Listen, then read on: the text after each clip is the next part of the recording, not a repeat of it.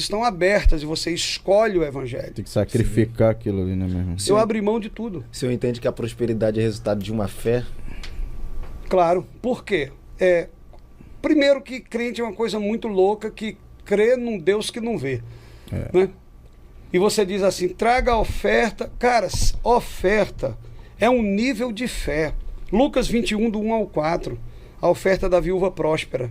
Né? Que eu não digo que ela era pobre porque a mente dela era próspera. Exatamente. Então você vê que lá o que é que chama atenção? A Bíblia diz, vou até tocar em algo aqui que eu falei, eu não vou falar, mas tem que falar. Jesus, ele está de olho. Jesus viu. Sim. Então, tem igreja que esse momento de finanças, de oferta e dízimo, parece que é uma pausa do culto. Tipo assim, Jesus está no louvor. Jesus vai voltar na palavra, mas na oferta ele saiu. Então, eu faço até uma ratificação nisso aí. Eu, quando fui ser sua ovelha na fonte, eu falava para um amigo nosso, que é o Geis, falava, mano, que igreja estranha. Eu falei, por quê? Meu irmão, fala, vamos ofertar, todo mundo bate palma. Celebra. Todo mundo dá glória, todo mundo dá... Pra mim, eu acostumado num sistema tradicional, sim, na hora da oferta parecia um velório. Eu fui na fonte, pessoal fazendo festa. Então, mas ofertar. A ideia, o pastor Cláudio, a ideia era exatamente essa. Dar valor a esse momento. Eu tinha essa mente travada com isso. Então, e essa mente travada vai travar meu bolso. Porque o problema nunca está no bolso, o problema está na mente. Né?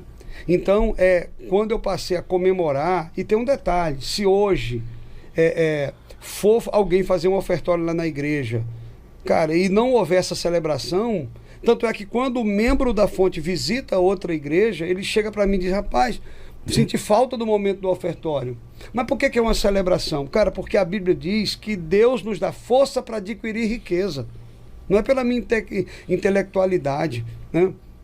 Duas bases que nós vamos falar hoje aqui, que é fidelidade e boa administração. Não é? Porque tem muita gente, cara, achando que prosperar prosperidade. Tem gente que acha que é um kit, que jogam na nossa varanda de tanto orar e jejuar. Irmão, eu vou segurar um pouquinho aqui para falar algo no final. Não, mas eu falo. Se fosse, não tinha pentecostal pobre. Verdade. Esses montes estão cheios. Então, verdade. Como é que a galera... o que eu vejo é que, não é uma regra, né? Mas nesse âmbito que a gente tá falando, às vezes as pessoas se interessam muito em orar, muito em jejuar, muito em buscar e pouco em semear, aonde eu queria. Sacrificar e administrar, né? Chegou aonde eu queria. Oração não é fator determinante de prosperidade. Então o senhor vai confirmar uma frase que eu falo. Ele já me viu falar provavelmente. A oração não resolve tudo. E aí, religioso pira. Isso aí. Vai dizer que você está endemoniado. Entendeu?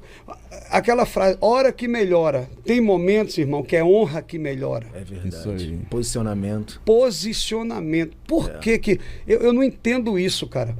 Tem crente que tem dificuldade em devolver o dízimo. Até porque linguagem financeira, eu ensino isso, né?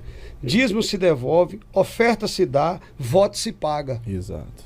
É bíblico isso. Então, eu estou devolvendo porque não é meu. Eu tenho um filho de 28 anos. Hoje está prosperando, glória a Deus. Tem uma loja de roupas ali no Alcântara. Eu vi lá. Você viu, o Rian está rompendo. Sempre o Rian, ele semeou.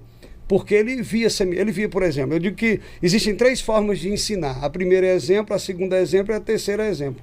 E eu, como pastor e libertador financeiro, se eu não der o exemplo. Exato. Então, essa questão de oração, isso é algo que nós temos que ter muito cuidado.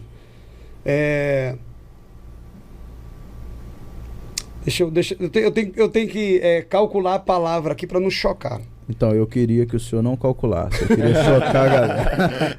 Então tá bom. Sabe por quê? Então tá bom. A gente desenha um perfil de um homem totalmente desbloqueado nas 4 operadoras. Sim, o cara que entende o reino e abre mão do sistema. Mas o que eu vejo algumas pessoas pregando até hoje, ainda é a cultura da miséria. Quanto mais miserável tu é, mais crente tu é, mais santo tu é. Verdade. Mais poder tu tem. E um pastor desse gera um povo assim também. Mas eu fui assim. Então eu estou falando agora para pessoas que são assim. Exato. Alguns são assim. Mas ainda há tempo de você mudar, de você se libertar. Eu fui um cara tão religioso, gente. Assim que no dia que eu tirei a gravata, parece que eu estava desviado mesmo.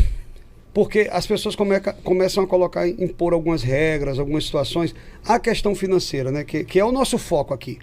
Né? Eu fui fazer uma conferência de finanças em Balneário Camboriú. Quando cheguei lá na igreja, aí o porteiro, né? Que tem um porteiro. O porteiro disse assim: você veio falar de dinheiro? Eu digo, lógico, é uma conferência de finanças, irmão. Então, aí ele, ô praga, eu queria que falasse de fé, de salvação. Então, a cabeça de alguns ainda é assim, sim, sabe? Então, cara, eu precisei me libertar. Essa é a grande sacada. Eu fui um homem que eu não vivia a prosperidade, porque eu achava que a prosperidade, ela vinha de uma oração que eu fazia no monte, certo? Aí eu vou falar o que eu disse que ia chocar e vai chocar. Se oração fosse fator determinante de prosperidade, as irmãs do círculo de oração eram milionárias. Exato. Que ali ora. Porque elas oram. E glória a Deus por isso. Mas não é fator determinante de prosperidade. O que vai determinar a minha prosperidade é a minha fidelidade. Aí eu vou voltar na questão do dízimo. Como é que a gente tem dificuldade, gente, de dizimar? Você vai numa pizzaria, né? Porque crente depois de culto, pizza. Aí ele vai na pizzaria, quando chega lá, deu R$100. Aí ele pega, tá lá, 110. Por quê? Porque tem 10% do garçom. Exato. E esse cara, ele sem dificuldade, ele vai lá, paga, não, passa o cartão aí, ele paga e dá os 10% pro garçom. Ainda mais se o garçom for simpático, né? Dá mais. Dá até uma gorjeta depois dos 10, ou seja, ele dizime oferta na pizzaria. E eu tenho observado. E por que na igreja ele não faz isso? Por que na igreja ele quer diminuir? Gente, antes, sem querer te cortar, já te cortando, à vontade. 9% não é dízimo, e 11% também não. Dízimo é 10, cara. É o que a Bíblia diz que é. Ou menos ou mais e vira oferta, sabe? Então as pessoas não têm, Cara, uma vez eu falei na igreja, eu falei assim, eu cheguei no início, quando eu queria implantar essa cultura bíblica, eu dizia assim, quem aqui vai dizimar 10 mil por mês? Só um levantou. Só um levantou, que hoje está dizimando esse valor. Está comigo há muitos anos. Esse cara, ele entendeu. Porque a pessoa, caramba, eu vou dar 10 mil. Gente, o cara está desempregado e ele não tem a coragem de levantar por fé e dizer, eu vou dizimar 10. Porque quem dizima 10 ganha 100. E é isso que ele não entende, mano. Cara, se eu vou ter 10 para dar, então eu vou ter 100. É por isso, Cláudio e Neemias, que Deus não vai prosperar todo mundo, brother. É verdade. É aqui aonde pega o negócio. Quando eu abri a minha mente, cara, a prosperidade veio. Porque Deus não está escondendo nada de mim. Deus está escondendo para mim. Para minha vida. Deus escondeu, né, os tesouros escondidos, as riquezas encobertas. Isaías 45 fala isso. Tava falando, poxa, cara, eu não usufruí isso. Eu sou crente há 28 anos. A idade do meu filho mais velho. Eu tenho desfrutado da prosperidade nos últimos 7 anos. 21 eu perdi 3 ciclos. Porque 7 na Bíblia é um ciclo, não é um número. Então, eu perdi, né, o tempo de fartura e o tempo de escassez. Agora que o senhor está desfrutando de uma verdade que já era sua por direito, né? Então, nós só desfrutamos daquilo que entendemos.